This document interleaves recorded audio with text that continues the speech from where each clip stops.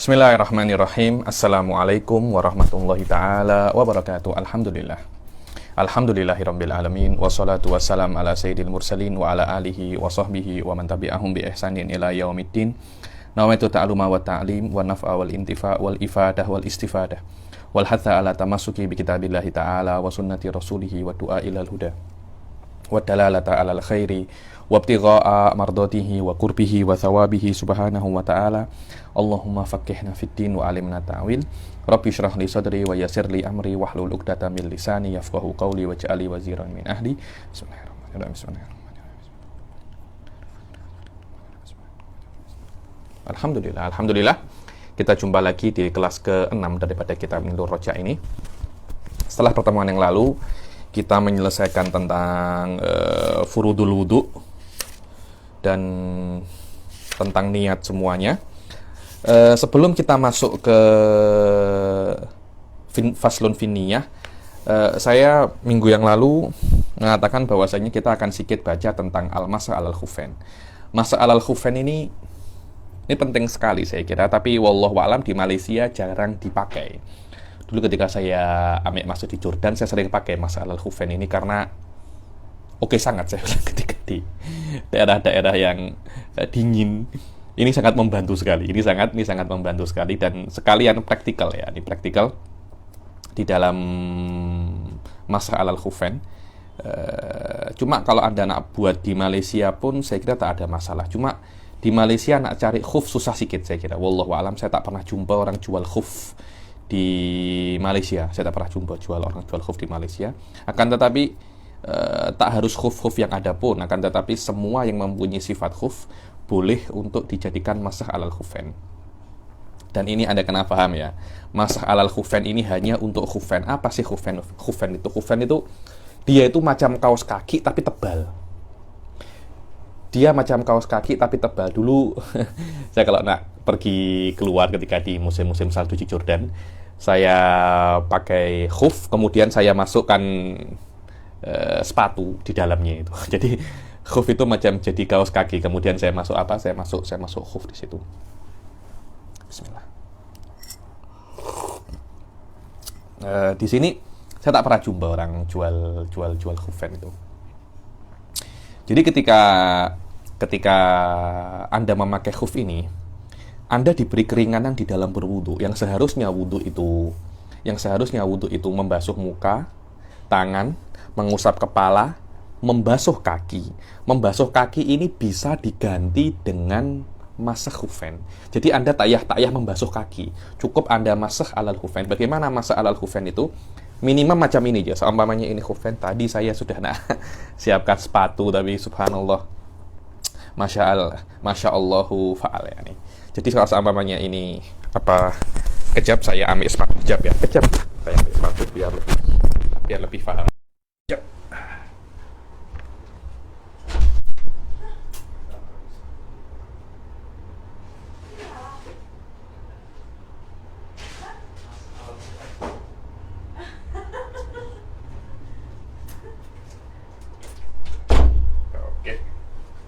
Ini sudah sepatu saya ambil. Lupa.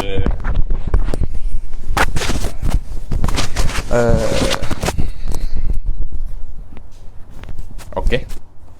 Jadi dia bentuknya tuh seperti ini, tapi bukan macam ini. Ini kan sepatu kan. Ini kan sepatu. Kalau khufain itu dia bentuknya macam kaos kaki tapi dia tebal. Tapi caranya untuk masah sama aja. Jadi minimum Anda ketika masah alal khufain tuh Anda buat macam ini aja. Selesai masalah. Ini kalau Anda nak amik yang wajibnya saja. Tapi kalau Anda nak yang sempurna, itu macam ini.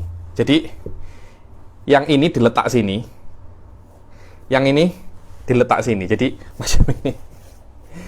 Asfalahu khututan. Kalau bisa ini. Jadi, ininya di sini, nanti dianus macam ini.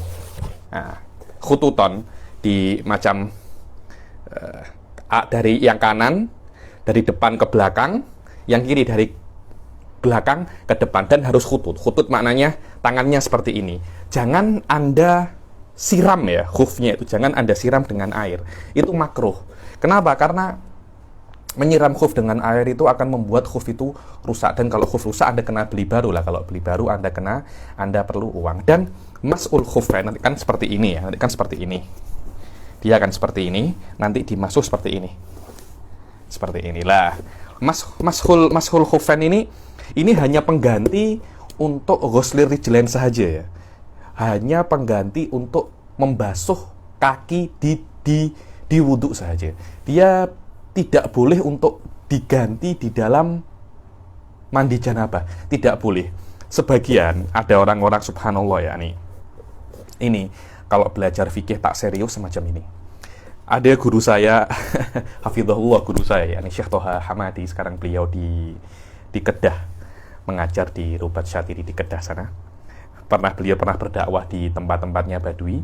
Beliau melihat di Badui, orang-orang itu ketika berwudu selain mashul khufain, mashul kufazen. Jadi mengusap glove tangan. Kenapa seperti itu? Iya, karena ada satu ustadz kesini mengkiaskan mashul khufain ala mashul kufazen. Innalillahi wa inna ilaihi rajiun. Ini yang diperbolehkan hanya mashul khufain, hanya mengusap 2 khuf saja. Tidak boleh kalau Anda memakai glove, memakai kaos tangan, itu kena dilepas kaos tangannya, kena dibasuh tangannya. Di kufaze, di khufain tidak perlu, Anda cukup mengusap Anda cukup mengusap khufnya saja. Ini hal-hal semacam ini kena difahami ya, jangan sampai salah paham. Karena ketika salah paham, Anda mengajarkan ke orang juga salah. Dan inilah pentingnya Anda belajar dengan guru. Anda belajar minimum, kalau tak ada guru, bertemu langsung face to face itu di dalam belajar, menurut saya fardul ain ya. Lah, untuk masalah semacam ini ya, nih online ini hanya untuk darurat saja. Atau untuk murojaah boleh.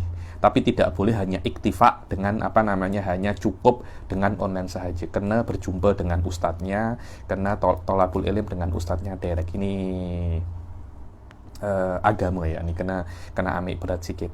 Kalau Anda tak amik berat, nanti akhirnya macam orang yang mengkiaskan kufazen alal khufain. Akhirnya bukan dia saja yang sesat, tapi menyesatkan orang. Wallahu a'lam bishawab. Itulah sedikit tentang al-masah alal khufain. Dan masah alal khufain hanya diperbolehkan di dalam wudu saja, tidak diperbolehkan di selain wudu. Kita baca di dalam Nilur Raja. Bismillah. Al-masah alal khufain wa yajuzu mashu syai'in min dhahiri a'lal khuf badalan min ghusli rijlain. Dan diperbolehkan mengusap sikit syai'in, sikit saja macam ini. Selesai. Tak ya, sini. Dan bahkan kalau Anda mengusap yang sini, tak sah mashul khufainnya. Sini saja. Ayo.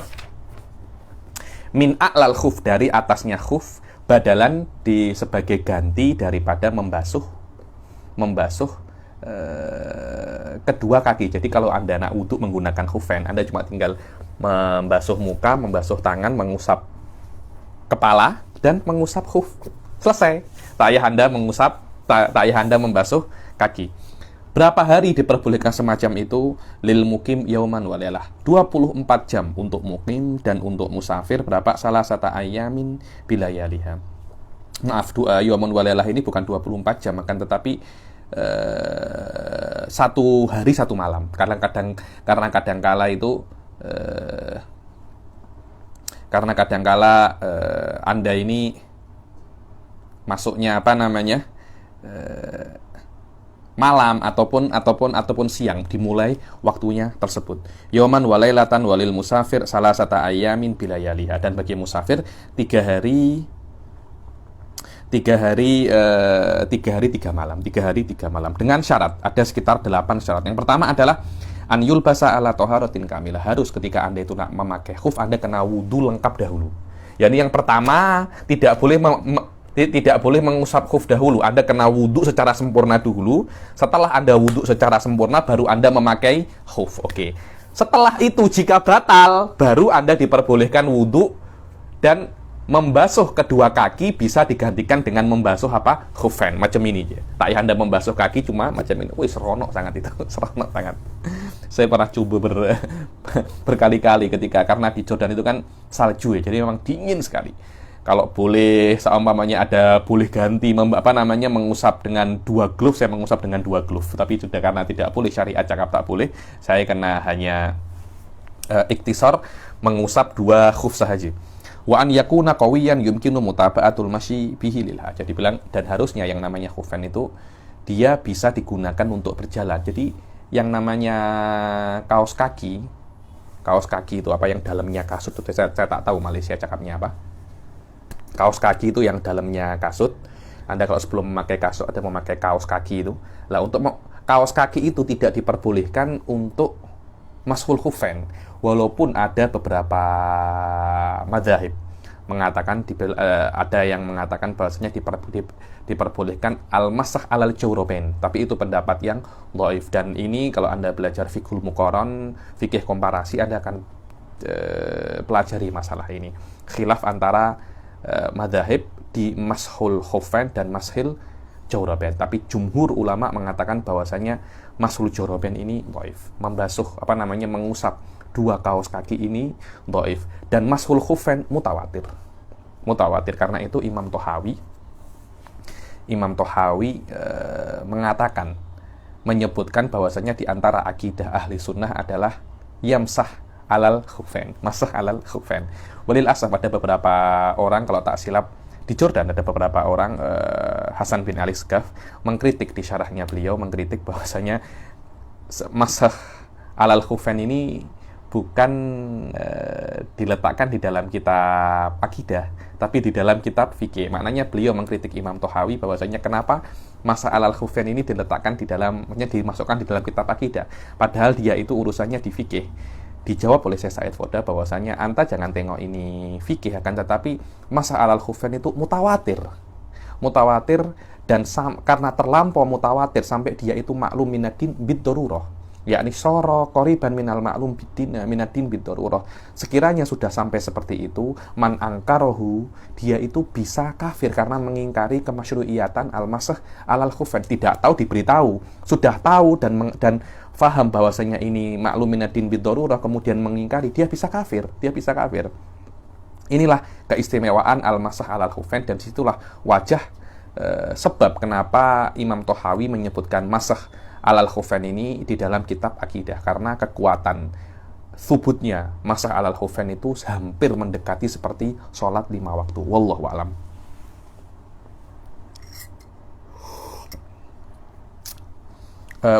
An yulbasa ala taharatin kamilah wa an yakuna qawiyan yumkinu mutaba'atul masyi alaihi bihi lil hajah. Dibilang harus kuat khufain itu yang sekiranya bisa untuk berjalan, untuk hajat. Mana untuk hajat sehari-hari, nak pergi ke kedai runcit, tak payah guna sepatu, tak payah guna slipper, guna khufain saja sudah bisa kan. Tapi kalau Anda buat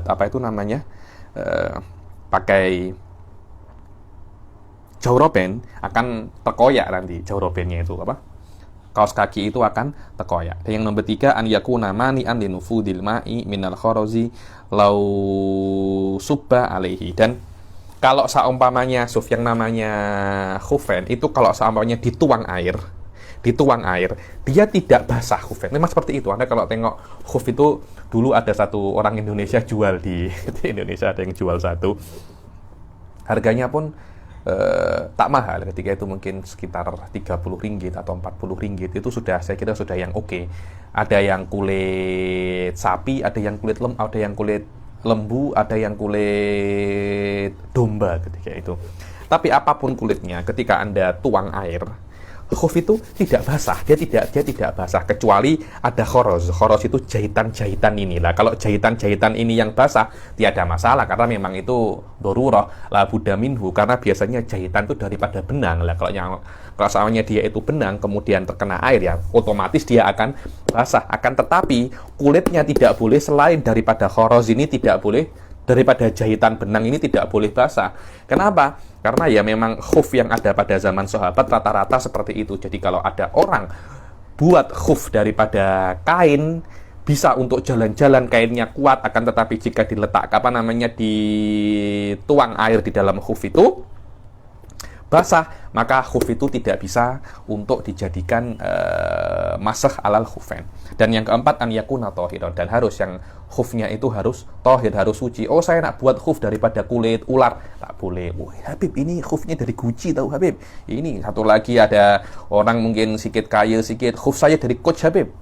Wallah, ini LV Habib. Dengan kulit apa? Satu ini LV, ini kulit ular Habib. Alamak, yang ini coachnya kulit apa? Kulit buaya Habib. Allahu Akbar. Satunya apa? Kulit panda Habib. Tak boleh. Anda nak pakai sila, tapi tidak boleh digunakan untuk masah alal, tidak boleh digunakan untuk masah alal khufain. Dan tidak diperbolehkan juga kalau dia itu suci, kulit lembu atau kulit domba, kemudian ada najisnya. Kena dibersihkan dahulu najisnya, baru setelah itu dibuat masah alal khufain. Wa an yakuna satiran li mahallil farad min ghairi a'lah, dan harus seumpamanya dipakai, khufnya ini dipakai, harus menutupi mahallul farad. Apa itu mahallul farad? Harus menutupi sampai mata kaki. Memang biasanya khuf itu sampai sini, sampai di atas sampai di atas mata kaki. Harus sampai di atas mata kaki, sekiranya orang tengok mata kakinya itu tertutupi. Kecuali kalau ada orang itu tengok daripada atas. Kalau dia tengok daripada atas, otomatis macam saya pakai khuf, saya tengok daripada sini, saya boleh tengok mata kaki saya, tidak ada masalah, tidak ada masalah. Kenapa? Karena ini ya syariatnya seperti itu. Dibilang harus menutupi mahallul farad kecuali daripada atas. Berbeza dengan aurat. Aurat kena menutupi aurat kecuali daripada bawah. Maknanya kalau ada orang tengok daripada bawah, auratnya terlihat, sholatnya tetap sah. Amma minhu fala yusyarat, adapun daripada atas, maka tidak disyaratkan untuk ditutupi. Wa an la yahsula lil labisihi hadatsun akbar, dan juga disyaratkan bagi orang yang menggunakan khufain itu tidak mempunyai hadas akbar. Kalau seumpamanya dia terkena hadas akbar, contohnya tidur, kemudian dia bermimpi, kemudian keluar mani, maka khufainnya itu harus dilepas, dia kena mandi. Kenapa? Karena khufain itu hanya pengganti untuk membasuh kedua kaki untuk wudhu, bukan untuk ganti membasuh kaki ketika jenabah. Di dalam jenabah pun dua kaki ini juga wajib untuk dibasuh, tapi basuhnya dua kaki di dalam janabah tidak boleh untuk digantikan dengan masah alal khufain. Masah alal khufain hanya pengganti membasuh kedua kaki dalam wudhu sahaja, tidak boleh di dalam janabah. Wa an la yadharu syai'un min mahallil farad, biasa ya, tidak boleh tertampak sedikit pun daripada mahallul farad, yaitu kaki sampai kedua mata kaki. Seumpamanya sininya terkoyak, akhirnya tampak sikit daripada kakinya, maka itu menjadikan masah khufain itu tak sah. Karena kalau tak sah macam mana? Kalau tak sah, Anda kena membasuh kedua kaki. Begitu pula kalau begitu pula an la tanhallal ura, dibilang ura itu khufain zaman dahulu tuh ada macam tali-talinya.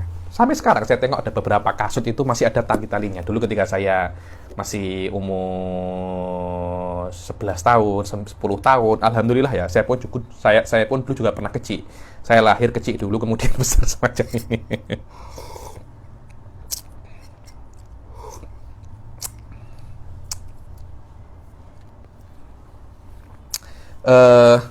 Ada beberapa kasut, begitu pula khuf ya, itu kan masih pakai tali. Jadi zaman-zaman dahulu pakai tali. Sekarang tak pakai tali. Sekarang yang namanya khuf pakai zip di samping sini. Jadi dipakai, kemudian zip macam itu. Dia pakai zip. Baju pun ada yang pakai tali, ada yang pakai itu, macam-macam lah. Jayyid jiddan. Dan tidak boleh uronya itu tanhal. Makna uronya itu tanhal, ketika Anda itu memakai khuf tidak diperbolehkan tali itu lepas. Ketika talinya itu lepas, akan ada potensi ketika talinya itu lepas, akan ada potensi kaki Anda itu terlihat. Walaupun tidak terlihat, tapi terbukanya tali adalah kondisi yang mana kondisi itu berpotensi terlihat kaki Anda. Cukup potensi itu menjadikan sudah macam terlihat. Dibilang yunazzalul ma'innah manzilatul madinah. Maaf, yunazzalul madinah manzilatal ma'innah. Dibilang kemungkinan atau tempat biasanya terjadi dianggap terjadi. Maknanya ketika karena terbukanya tali khuf atau terbukanya zip khuf biasanya membuat kaki Anda terlihat, walaupun tidak terlihat, maka hanya terbuka sudah dianggap kaki Anda terlihat dan Anda wajib, kalau terlihat macam mana Habib? Ya Anda wajib melepas khuf itu dan Anda hanya wajib untuk membasuh kaki. Hanya tidak perlu Anda mengulangi wudhu, Anda hanya perlu wajib membasuh kaki. Karena dari awal Anda berwudhu sempurna, hanya kaki Anda tidak Anda basuh. Basuhnya kaki Anda cuma Anda ganti dengan masah alal khuf. Saumpamanya masah alal khuf ini batal, kakinya terlihat atau terkoyak, Anda tidak wajib untuk mengulangi wudhu Anda lagi. Banyak orang salah paham di situ. Dikira ketika khufnya terkoyak atau kakinya terlihat, dia wajib mengulangi wudhu. Loh Habib, tapi kan saya membasuh mukanya, membasuh tangannya 6 jam yang lalu. Sekarang kan sudah 6 jam, maknanya antara membasuh kaki dan selain membasuh kaki itu jaraknya lama Habib. Tidak apa-apa, karena mualah di dalam wudhu hukumnya sunnah. Dan terlihat sesuatu, terlihat bagian kaki di dalam khuf bukan di antara hal-hal yang membatalkan wudhu. Membatalkan wudhu hanya 4 dan tidak ada salah satunya adalah hal-hal yang membatalkan khufain ini. Tidak ada hal-hal yang membatalkan khufain dianggap daripada hal-hal yang membatalkan wudhu. Begitu pula kalau seumpamanya timing rukhsah yang diberikan di dalam di dalam masa alal khufain, yaitu yaumun walailah, 1 hari 1 malam atau 3 hari 3 malam itu habis dan Anda masih dalam keadaan berwudhu, mudah, Anda cuma tinggal buka khufnya, Anda basuh kaki Anda. Yang kiri pun sama, Anda buka khufnya, Anda basuh kaki Anda pakai lagi, selesai. Anda mendapat waktu 1 hari 1 malam bagi mukim dan 3 hari 3 malam bagi musafir. Ini secara khulasah hal-hal yang berkaitan tentang masakh alal khufain. Baqiya qalil daripada ini kita baca lagi.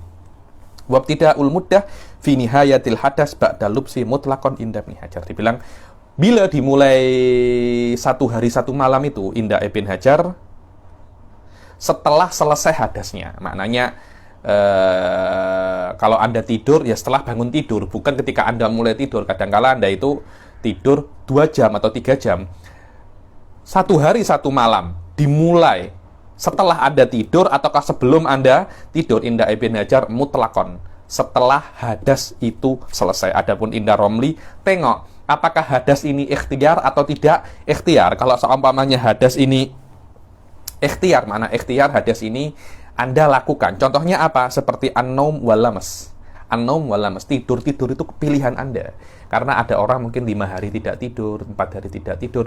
Berbeza dengan kencing. Anda kalau tidak kencing, Anda bisa mati. Anda bisa mati. Anda sakit, maknanya Anda terpaksa untuk kencing. Dan ada penyakit yang terjadi karena sering menahan kencing. Kalau ada kencing, kalau ada kencing, sebisa mungkin jangan ditahan, keluarkan. Indar Romli, tengok kalau seumpamanya hadasnya itu ikhtiar, mana ikhtiar karena orang itu memilih nak buat hadas, maka daripada awal. Kalau hadasnya ini bukan ikhtiar, maka daripada akhir. Indar tak daripada akhir semuanya, ikhtiar atau tidak ikhtiar. Min awalil hadas alladhi min sya'nihi an yaqa'a bil ikhtiyar kan naumi wal lamsi, wa min akhiril hadas alladhi min sya'nihi an yaqa'a bil ikhtiyar kal kalbul. Jayyid jiddan.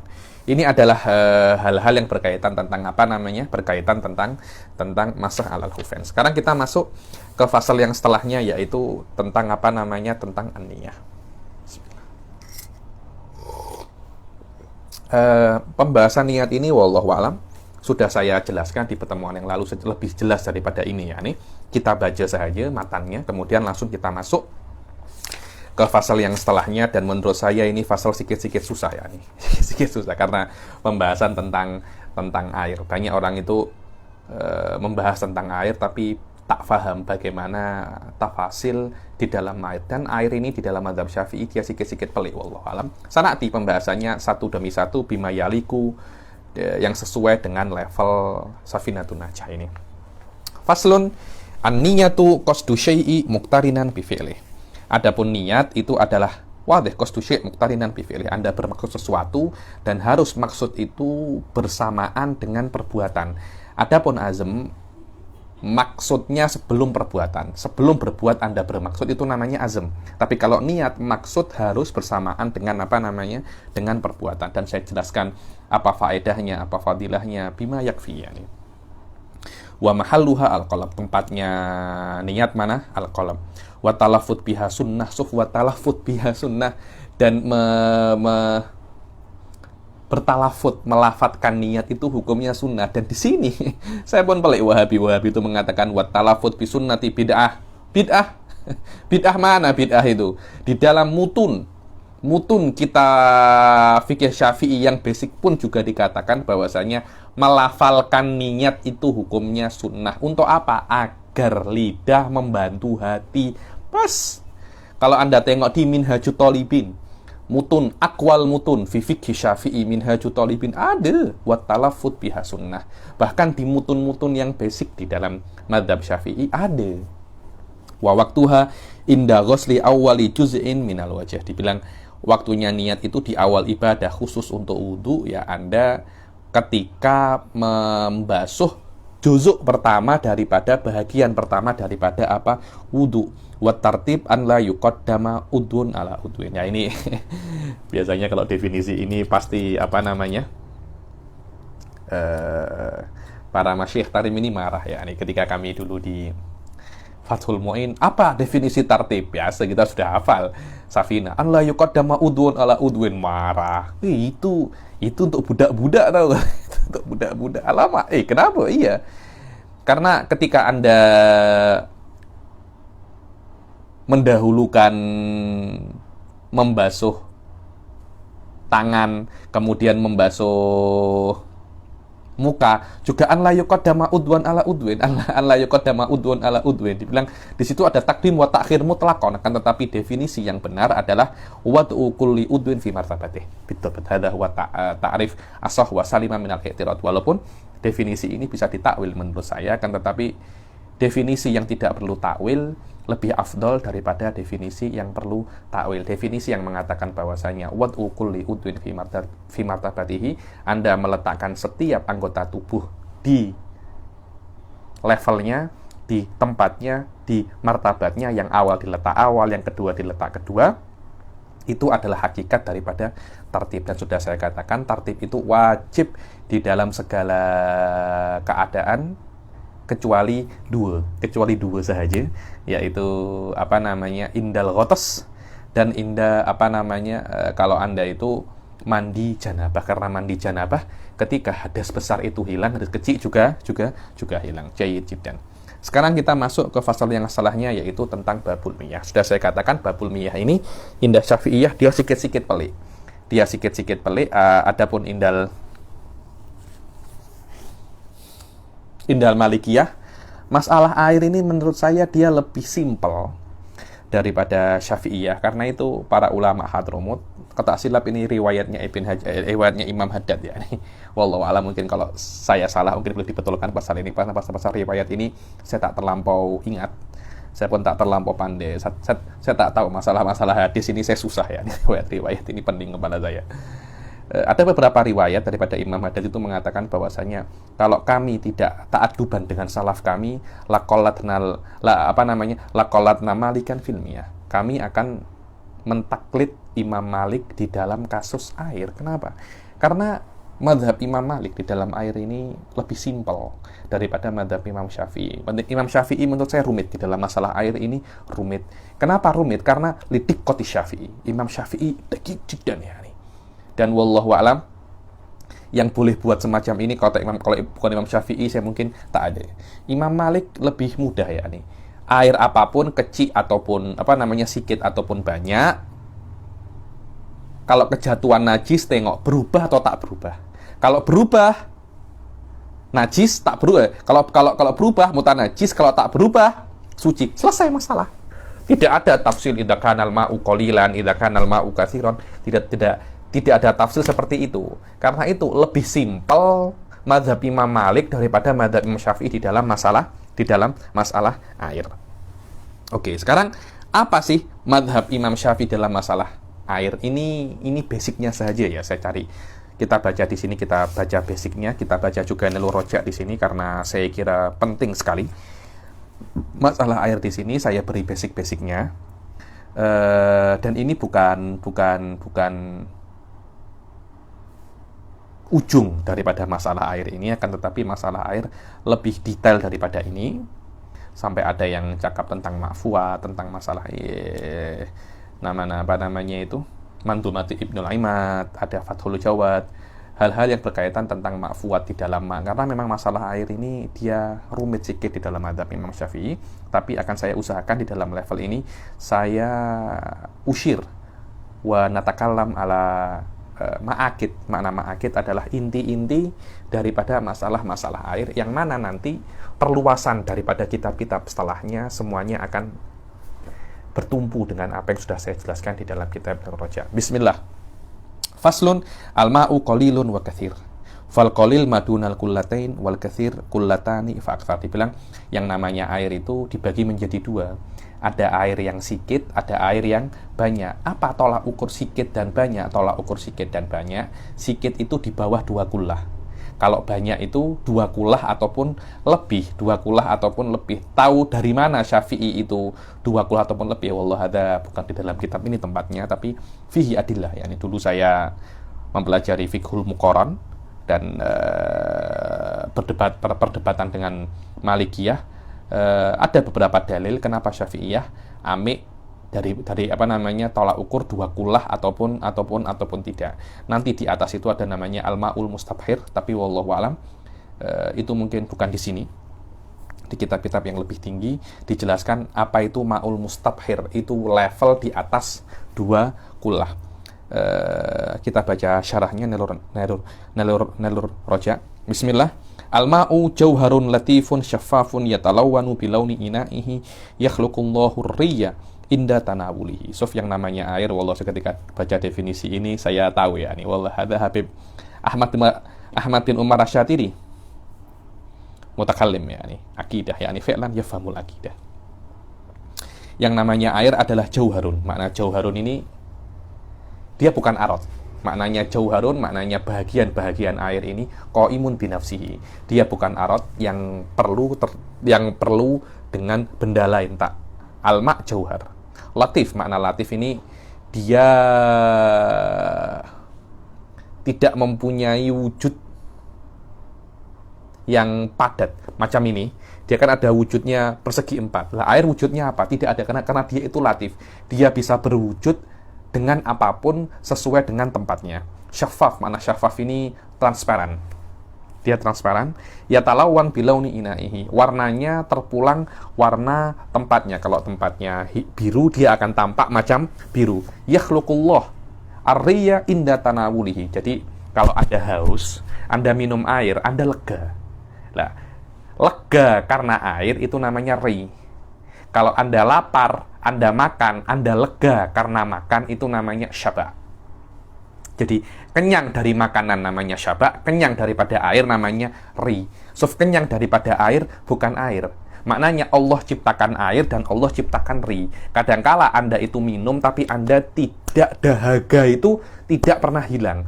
Maknanya, hilangnya dahaga itu pada air, bukan karena air yang buat dahaga Anda hilang, tidak. Akan tetapi, ketika Anda minum air, Allah ciptakan hilangnya dahaga di dalam tubuh Anda. Lah, hilangnya dahaga itu di dalam bahasa Arab namanya ri. Dan ini mabni ala madhabil asy'ariyah, yaitu dua benda yang berbeda, laisa ahaduhuma illatan lil akhar. Bukan satunya itu sebabnya yang lain. Maknanya makan dan kenyang. Makanan ini ciptaan Allah, kenyang juga ciptaan Allah. Bukan kenyang ini diciptakan oleh makanan. Karena itu bisa Allah itu tidak menciptakan kenyang ketika Anda makan. Begitu pula api dan membakar. Api beda, membakar beda. Belum tentu ada api, ada membakar. Seperti kisahnya Nabi Ibrahim alaihi salam.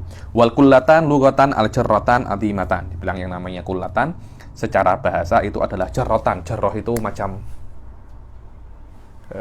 tempat yang besar itu, tempat yang besar. Jarroh yang besar sekali. Ada dua jarroh yang besar. Wa syar'an ma waznuhu minal ma'i khamsumi'ati ritlin bagdadiyatin takriban. Dibilang secara syariah, timbangannya, ukurannya, atau beratnya itu 500 rotal Baghdadi. Sekarang saya tak tahu rotal Baghdadi itu macam mana. Di dalam kitab-kitab seperti Fathul Mu'in itu sampai diukur sampai dengan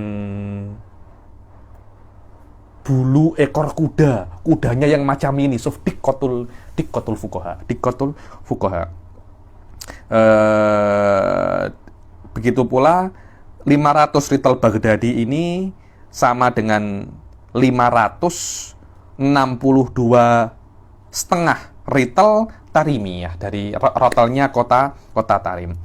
Adapun secara masahah, dan itu mudah, secara masahah, kalau seumpamanya dia itu kotak, dira wa rubu, tulan urdon wa umkon. Jadi kalau Anda jumpa ada tempat, ada kan sekarang itu saya tengok karena PKP, karena lockdown ini, saya tengok ketika tadi saya tuh ke mana namanya, ke Derunjit, saya tengok budak-budak kecil itu macam ada swimming pool yang kecil itu. Ada yang tanya, Habib, swimming pool kecil itu yang dari plastik itu, swimming pool yang depan rumah, nanti budak-budak kecil main-main, itu 2 kulah apa tak? Tinggal anta hitung 1 dhira' wa rubu', tulan urdon umkon. Nanti kalau seumpamanya 1 dhira' itu 1 dhira' panjang itu, dhira' ini 1 hasta ini ya, satu lengan ini, 1 hasta. 1 hasta panjang itu 4 dhira' kecil. Maknanya 1 hasta panjang 4 dhira' semacam ini. Maknanya 1/1,25 dhira', maknanya 5 dhira' kecil. 5 dhira' kecil kali 5 dhira' kecil kali 5 dhira' kecil. Karena dhira' wa rubu', tolan urdan umkon, maknanya 5 dhira' kecil kali 5 dhira' kecil kali 5 dhira' kecil, jumlahnya nanti 125 dhira' kecil. Kalau Anda nak hitung, oh ini tingginya, panjangnya 2 dhira', umuknya setengah dhira', panjangnya 1 dhira'. Apakah ini 2 kulah? Tinggal Anda convert menjadi semuanya dhira' kecil. Oh, 2 dhira' besar, 8 dhira' kecil. Setengah dhira' besar, 2 dhira' kecil. 8 dikali 2, 16. Dikali 4. Nanti kalau jumlahnya semuanya itu 125 dhira' kecil, maknanya dia itu sudah dianggap 2 kulah. Sudah dianggap 2 kulah. Wa miqdaruhu bil masahah fil murabba' dhira'un wa rubu' wa bi dhira'il yadil mu'tadilah tulan wa urdon wa umkon wa fil mudawwal bi dhira'il. Adapun kalau seumpamanya tempatnya air itu mudawar itu bulat, maka bi dhira'il yad mu'tadilah aidan dhira'an wa nisif umkon wa dhira'un urdon. 2,5 dhira' dalam, urutnya berapa? Dhira' wahid. Intinya semua itu kalau dijumlah nanti akan ke 125 dhira' shaghirah. Saya kira saya jelaskan secara detail masalah ini di Muqaddimah Hadromiyah. Ini lebih detail daripada ini. Saya kira untuk level ini cukup sampai sini. Intinya semuanya itu adalah 125 dhira' shaghir, karena akan kali panjang, lebar, dalam dikali semua. Menghitung volumenya nanti semuanya berapa? 125 dhira' shaghirah. Dan dikonvert 1 dhira' besar itu adalah 4 dhira' shaghirah. Wallahu a'lam. Wal qalil. Terus oke, sekarang kita mengetahui ya Habib, sekarang kita mengetahui bahwasanya yang namanya yang namanya air itu ada air yang sedikit, ada air yang banyak. Bahwasanya air yang sedikit itu air yang di bawah 2 kulah, air yang banyak itu air 2 kulah ke atas. Apa implikasi, apa efek daripada pembagian air menjadi 2 bagian itu? efeknya besar sekali. Di dalam najis juga besar, di dalam selain najis juga besar. Oke, kita tengok masalah najis saja. Dibilang air sikit itu dia akan menjadi najis, akan menjadi mutanajis. Cukup dengan bersentuhan dengan najis. Cukup dengan bersentuhan dengan najis. Tidak perlu ada yang berubah sama sekali. Contohnya kalau saya mempunyai air semacam ini, kemudian ada najis masuk, walaupun tidak berubah sama sekali, tetap ini sudah dianggap najis karena ini tidak sampai 2 kula. Begitu pula sama hukumnya. Sama hukumnya dengan air sikit, cecair. Cecair itu air yang mempunyai rasa macam susu, Coca-Cola. Itu bukan air, tapi cecair, benda cair. Jadi, saya mempunyai kopi. Kopinya itu 4 kula. Sebanyak apapun cecair Anda, hukumnya sama seperti air sikit. Maknanya, sikit saja Anda menyentuh najis, semuanya itu akan menjadi mutanajis. Tengok.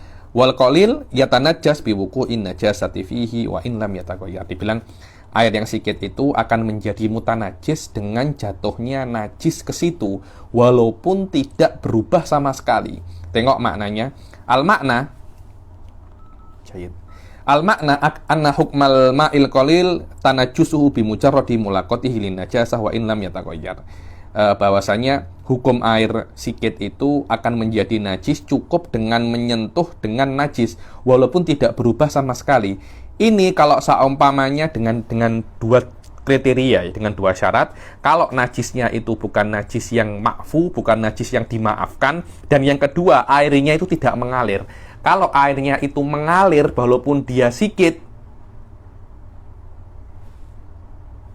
dia akan menjadi lebih kuat daripada air kecil biasa. Hukumnya, air mengalir yang sikit itu tidak sama hukumnya air yang tidak mengalir dan dia sikit. Apa Habib bezanya? Dibilang air yang mengalir itu lebih kuat daripada air yang tidak mengalir. Itu macam mana Habib? Jadi kalau Anda biasanya Anda mencuci baju. Lah, kalau Anda mencuci baju, contohnya ini baju Anda kotor ya, najis. Kemudian Anda tuang air sikit. Apakah sebab ada air? Kan kalau seumpamanya kita pakai kaidah air sikit itu akan najis dengan bersentuhan dengan benda yang najis, maka sikit saja ada air, maknanya air yang seharusnya mensucikan ini malah membuat najis semuanya. Kenapa? Karena dia air yang sikit bersentuhan dengan najis juga akan membuat najis juga. Akhirnya di dalam kopiah ini sudah ada najisnya, ada mutanajis karena ada air. Tak semacam itu. Menjadi seperti air sikit itu menjadi mutanajis kalau ada najis datang kepadanya. Tapi kalau dia datang ke najis, tidak. Kenapa? Karena air yang datang ke najis itu namanya warid, dan air yang warid itu lebih kuat daripada air yang maurud, dibilang air yang maurud. Dan ini ada masalah dengan namanya al-ma'ul ghusalah. Apa itu ma'ul ghusalah?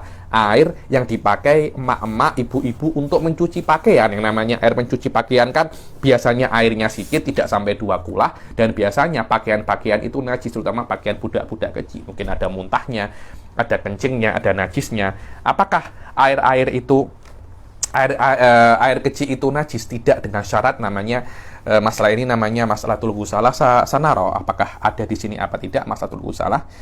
Kalau tak ada, mungkin saya boleh jelaskan secara singkat masalah ini. Kalau Anda nak lebih tawasuk masalah ghusalah, silahkan tengok saya punya video di Muqaddimah Hadrumiyah. Di situ saya jelaskan masalah ghusalah dengan lebih detail lagi.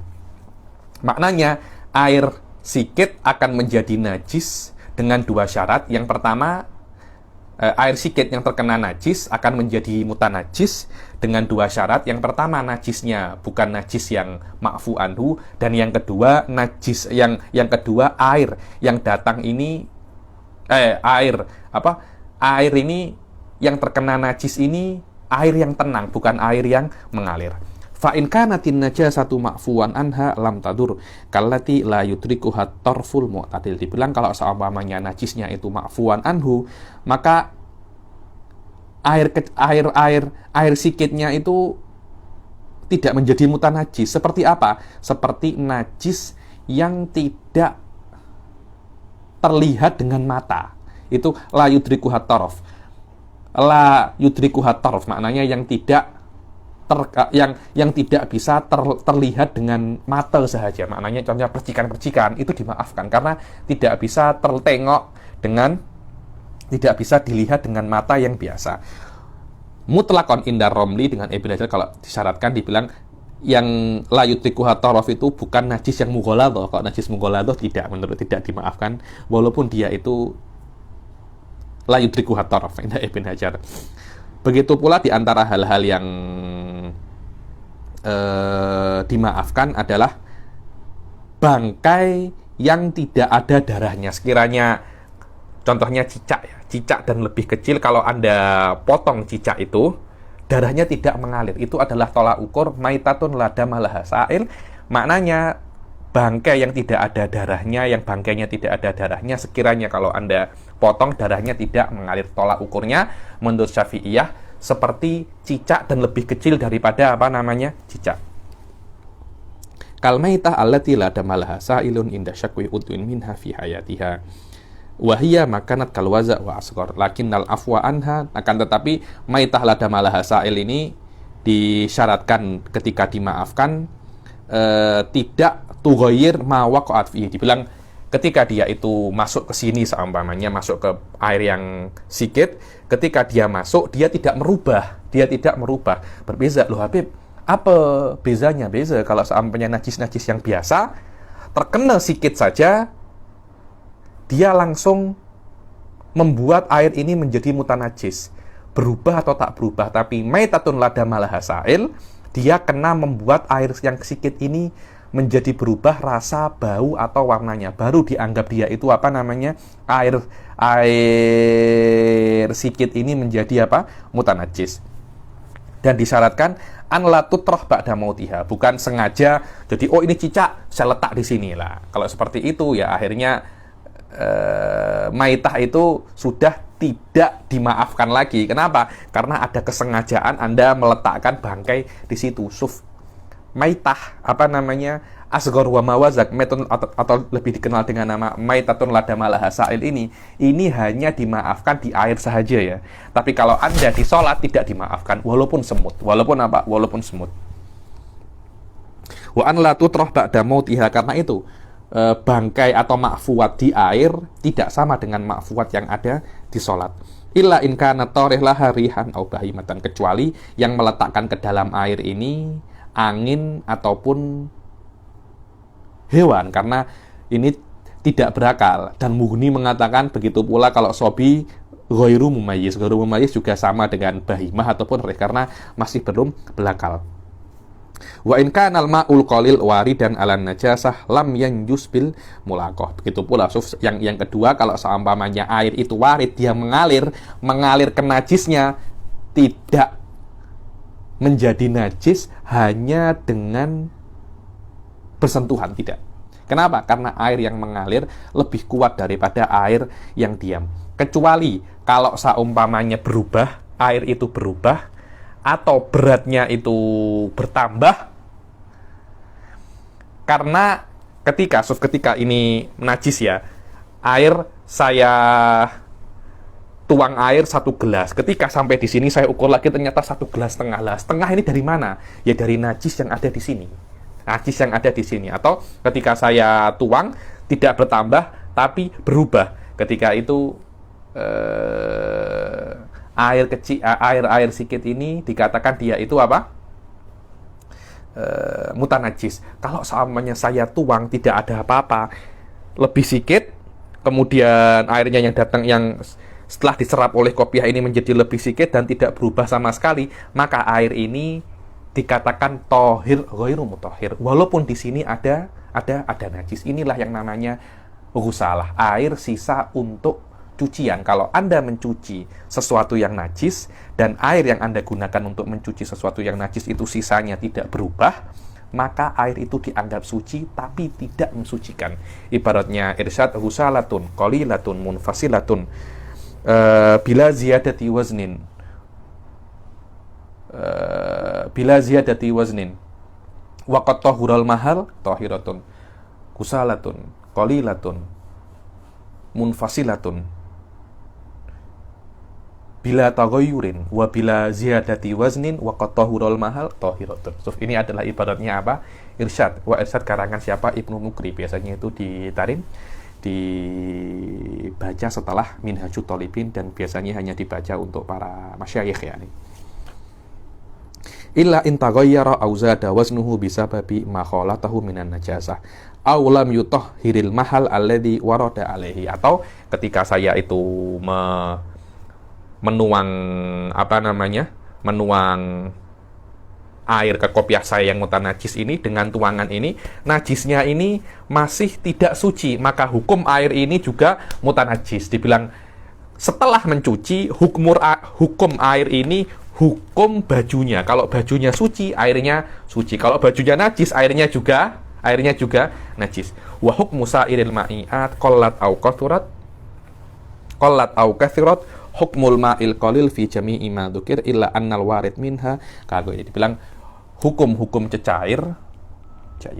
Hukum cecair semua hukum cecair ini hukumnya seperti air yang sikit, kecuali kalau air yang sikit itu dibezakan antara warid dan maurud, yang mengalir dan yang tidak mengalir dibezakan, tapi hukum cecair biasa tidak dibezakan yang warid ataupun ataupun maurud. Jayid, kita selesaikan ini. Bismillah. Adapun air yang banyak itu 2 kulah ke atas, dia tidak akan najis kecuali ada yang berubah warna, bau atau rasanya, walaupun sedikit. Kalau seumpamanya air yang banyak, contohnya ini air yang banyak, ini contohnya aja, ini air 2 kulah, ada najis, terkena, sikit baunya berubah, maka dia menjadi mutanajis. Sikit warnanya berubah, mutanajis. Sikit warna, bau, rasanya berubah juga mutanajis. Itu kalau seumpamanya yang membuat berubah itu adalah hal-hal yang najis. Tapi kalau yang membuat berubah itu hal yang tidak najis, contohnya kopi atau teh, harus sampai yaslubul isim. Makna yaslubul isim ini sampai sudah dikatakan itu bukan air mutlak lagi. Tapi ini apa? Ini teh. Tapi kalau najis tak sampai tak ya semacam itu. Cukup seumpamanya orang, oh ini air, dipegang lagi, baunya sedikit beza ya. Nah, itu dikatakan najis. Tapi kalau tercampur dengan selain najis, dia tidak bisa digunakan wudhu kalau sampai orang melihat dan mengatakan bahwasanya itu sudah bukan air mutlak lagi. Ini perbedaan antara taghayyur bin najasah dan taghayyur bi ghairin najasah. Taghayyur bin najasah cukup sedikit, kalau taghayyur bi ghairin najasah harus yang fahish bihaisu yaslubu ismal ma anhu. Jayid. Dibilang wal ma'ul katsir la yatanajjas illa idza taghayyara ta'muhu aw launuhu aw rihu. Dibilang air yang banyak itu tidak menjadi najis kecuali ketika berubah bau, warna ataupun rasanya. Dan di sini tidak ada perbedaan antara najasah yang ma'fu dan antara yang tidak ma'fu. Selama dia itu berubah warnanya, walaupun sedikit, sudah dianggap dia itu najis. Falau zala taghayyur bi nafsihi, bilang wal makna anna hukmal ma'il katsir annahu la yatanajjasu bi mujarradi mulaqatin najasah bal idza taghayyara ta'muhu aw launuhu aw rihuhu walau taghayyuran yasiran walau taghayyuran yasiran. Ketika berubah walaupun sedikit saja sudah dianggap dia itu najis. Wala farqa fi dzalika bainan najasatil ma'fuwi anha wa ghairiha. Falau zala taghayyuru bi nafsihi aw bi tarhi ma'in fihi walau musta'malan aw najisan tohuro. Dibilang, oke, sekarang air ini sudah mutanajis, ada sedikit kemasukan darah, ada sedikit perbezaan di dalam warna, bau, atau rasanya. Kemudian ditinggal 1 hari, air ini kembali murni lagi, atau ditambahi dengan air. Walaupun air itu air yang mustakmal, atau air yang mutanajis. Najis ini mutanajis ya, beza antara mutanajis dan najis. Mutanajis ini air yang suci, terkena najis, namanya mutanajis. Tapi kalau najis itu seperti air kencing, memang dari awal najis. Biasanya para fuqaha yu'abbir mutanajis bin najis. Jadi indah Syafi'iyah, air yang mutanajis itu bisa berubah menjadi suci balik dengan satu daripada 2 cara. Berubah sendiri atau ditambahi air. Walaupun air yang ditambahi itu mustakmal atau najis. Karena ketika air yang mutanajis lebih daripada 2 kulah dan najisnya itu hilang, maka dia tidak bisa untuk menjadi najis lagi. Kenapa? Karena air yang sudah 2 kulah tidak bisa menjadi air yang mustakmal, dan air yang sudah 2 kulah ketika tidak ada perubahan warna, bau, dan rasanya, dia tidak bisa menjadi najis. Wallahu a'lam. La binahwi miskin au za'afaron, tidak bisa untuk berubah namanya, oh ini sudah mutanajis, saya tambahi misik atau za'afaron, warnanya sedikit merah, saya tambahi misik menjadi kuning, karena kita tidak tahu merahnya itu hilang apa bersembunyi di balik warna kuning yang lebih pekat itu. Walau waqa'at fihi fil ma'il katsir najasatun. Nah, ini ada namanya taghayyur takdiri. Apa itu taghayyur takdiri? Kalau di air yang banyak itu terjatuh di dalamnya najis yang sifatnya, yang baunya atau rasanya atau warnanya sama seperti air. Dicontohkan al-baul munqati'ur raihah. Baul kan ada yang warnanya kan putih ya. Tapi baul itu rasanya berbeza. Alhamdulillah saya belum pernah rasakan kencing ya. Tapi ada orang kencing mungkin tidak bau busuk kencingnya itu. Lah, ada orang memasukkan kencing, contohnya ini 1 gelas ini semuanya kencing, dan kencing itu tidak ada baunya. Dituangkan ke kolam yang 2 kulah ataupun lebih. Jadi sekarang ada najis, tapi salah satu sifatnya najis itu sama dengan sifatnya air. Nah, sekarang ini, kalau seumpamanya sifatnya warna, bau, dan rasanya itu berbeza dengan air, selesai, maka tidak ada masalah. Masalahnya di sini, salah satu daripada sifat air, daripada sifat najis ini sama dengan air. Ya imma baunya, ya imma warnanya, ya imma rasanya. Terus macam mana? Nahnu nuqaddir. Ada semacam takdir nuqaddir. Kita misalkan yang diletakkan itu, yang dituangkan itu, baunya seperti bau misik. Warnanya seperti warna tinta. Rasanya seperti rasa apa? Khol. Khol itu cuka. Kalau seumpamanya, dia menuangkan air kencing segini. Warnanya warna kencing, rasanya rasa kencing. Cuma baunya bukan bau kencing, baunya sudah hilang. Oke, bau ini kita takdir dengan bau misik. Kalau ada orang tuang seperti itu di kolam ini berubah bau tak? Oh, berubah. Maknanya kolam ini najis. Nuqaddir, Bas. Ada takdir, ada amaliyatun dzihniyah di sini. Ini namanya at-taghayyur takdiri. Kalau semua sifatnya itu lengkap, namanya taghayyur hissi. Dan di dalam minhaj dikatakan taghayyur takdiri, taghayyur hissi. Hukumnya sama. Ini kalau seumpamanya yang diletakkan itu, yang tertuang itu adalah najis, yang salah satu sifatnya sama seperti air. Ketika salah satu sifatnya sama seperti air, maka akan takdir dengan sifat yang paling kuat. Akan tetapi kalau dituang dengan sesuatu yang tidak najis seperti ma'ul mustakmal, maka nuqaddir bi awsati sifah. Nuqaddir apa? Bi awsati sifah. Bukan dengan sifat yang paling kuat, tapi sifat yang pertengahan. Rasanya rasa rumman, warnanya warna asir, to'amnya to'am ladin. Baunya bau ladin, sayati. Jadi, itu namanya taghayyur takdiri. Taghayyur takdiri harus dibedakan antara yang dituang ke air itu najis atau tidak najis. Kalau tidak najis, kita kena nukodir dengan sifat yang standar. Tapi kalau dia najis, kena kita takdir dengan sifat yang paling kuat, bi asyaddi sifat.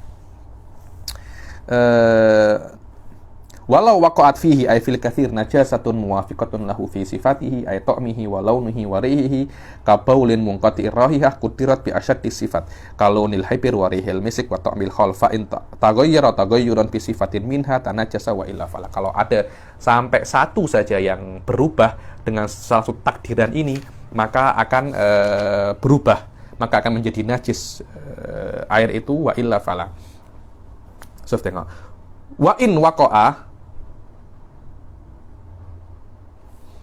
waqa'a fil ma ay qalilan kana au katsiran tahirun mukhalitun. Sekarang beza lagi kalau seumpamanya terjatuh di dalam air ini sesuatu yang tidak najis, tapi ada dua kisim. Satunya yang tidak najis itu mukhalit, satunya mukhalit. Apa itu mukhalit? Mukhalit itu yang tidak bisa terpisah dengan ra'yil ain, dengan dilihat pun tidak bisa terpisah, seperti teh. Kan ada teh tercampur di air. Lah, mana airnya, mana tehnya? Tidak bisa. Air dan teh sudah tercampur. Kadangkala yang tercampur itu bisa dipisah. Contohnya dengan oat. Nah, ini oatnya, ini airnya. Bisa Anda ame. Kalau teh, macam mana Anda nak ame?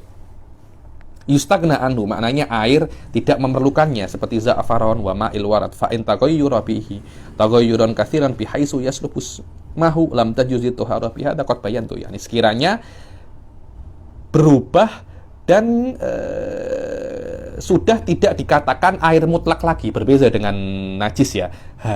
Cukup dengan perubahan sedikit saja. Wa huwa tahirun fi nafsihi kama huwa dhahir. Dan walaupun dia itu berubah, air ini sudah menjadi air teh, dia suci, boleh diminum, cuma tidak bisa digunakan untuk berwudu. Kalau seandainya tahir itu mujawir seperti oat, duhun itu adalah hand body, aula yastagnil ma'anhu, atau perubahannya itu yang air tidak bisa untuk hilang, tidak bisa untuk bertahan tanpanya, seperti perubahan karena tempatnya, karena air ada di tempatnya, karena air tidak bisa, air di tengah-tengah udara, tidak bisa, air harus ada di tempatnya membuat keruh, apakah airnya suci? Suci. Atau airnya kena melewati pipe-nya kotor, apakah airnya suci? Suci, tidak ada masalah. Karena makor wal mamar di antara hal-hal yang air itu memerlukannya. Aukana taghayyur yasiran la yaslubul isma lam yadur. Ataupun ketika perubahannya itu hanya sikit, sekiranya la yaslubul isma, ketika ada orang, ini air cuma sikit keruh ya, itu masih bisa untuk dibuat wudu. Berbeza dengan najis ya. Kalau ada terkena najis, walaupun berubah sikit, tetap dikatakan itu mutanajis. Walau kana muwafiqan lil ma'i fi sifatihi, dibilang kalau seumpamanya air itu yang jatuh ke sesuatu yang yastagni anhul ma, tercampur dengan air, dan dia itu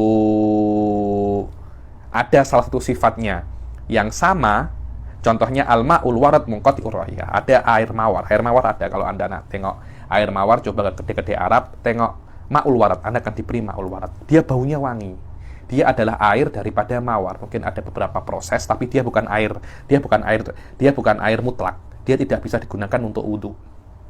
Jika ada air mawar tercampur dengan air yang suci, dan subhanallah air mawar itu yang biasanya wangi, air mawar ini hilang baunya, akhirnya kita nukodir dengan ausati sifah. Ketika di dalam najis, nukodir bi asyaddi sifah, di dalam air yang tidak najis atau tidak najis, kita nukodir bi ausati sifah. Seperti warnanya warna asir, warna jus, rasanya rasa rumman itu delima, warihul ladin itu adalah dia macam dupa. Saya ada di rumah ladin itu dupa. Nanti boleh saya tunjukkan. Dia luban Arab. Dia macam getah. Kalau Anda makan ladin itu, kalau Anda makan, nafas Anda wangi. Kalau Anda bakar, baunya wangi. Itu namanya apa? Luban Arab. Kalau seumpamanya ada, jadi ada air mawar tertumpah di sini, saya tengok kalau seumpamanya yang tumpah itu warnanya warna asir, rasanya rasa rumman, baunya bau ladin, luban Arab, apakah ini akan berubah? Habib, tapi yang tumpah itu ada warnanya, ada rasanya, baunya aja tak ada, Habib. Ya sudah, baunya tuh kodir dengan ladin. Apakah jika warnanya warna ma'ul warad, rasanya rasa ma'ul warad, baunya bau ladin, apakah air yang terkena itu akan berubah?